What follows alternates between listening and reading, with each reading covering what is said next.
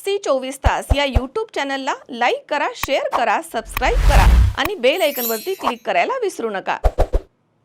श्री क्षेत्र नेवासा येथील ग्रंथराज श्री ज्ञानेश्वरी आषाढी पालखी सोहळ्याची देहू आणि आळंदी प्रमाणे शासनाकडून दखल घेण्यात आली आहे। यावर्षीपासून या सोहळ्यास शासकीय दर्जा बहाल करण्यात आला आणि ही बाब वारकऱ्यांसह अहिल्यानगर जिल्ह्यासाठी अत्यंत अभिमानाची आणि ऐतिहासिक ठरली आहे। श्री क्षेत्र नेवासा येथून गेल्या 50 वर्षांपासून आषाढी वारी निमित्तानं निघणाऱ्या संत श्रेष्ठ श्री ज्ञानेश्वर महाराज संस्थानच्या पायी दिंडीचे आता भव्य पालखी सोहळ्यात रूपांतर झालंय।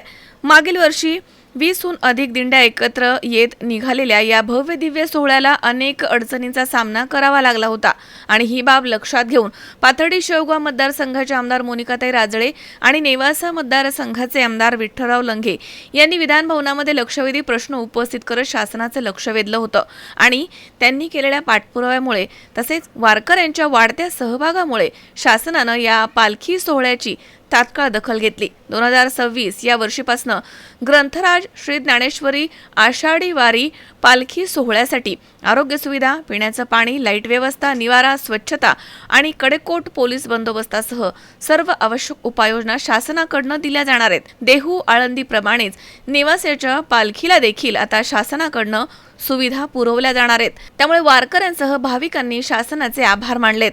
मागील वर्षी निघालेल्या पालखी सोहळ्यामध्ये वारकऱ्यांना आलेल्या अडचणी, आमदारांचा पाठपुरावा आणि त्यानंतर शासनाने घेतलेली दखल यामुळे नेवासा नगरीसह संपूर्ण जिल्ह्यात उत्साहाचं आणि आनंदाचं वातावरण निर्माण झालंय। वारकरी संप्रदायाकडून शासनाच्या आणि दोन्ही आमदारांच्या या ऐतिहासिक निर्णयाचं स्वागत केलं जात आहे। शंकर नाबदे, सी 24 तास, नेवासा।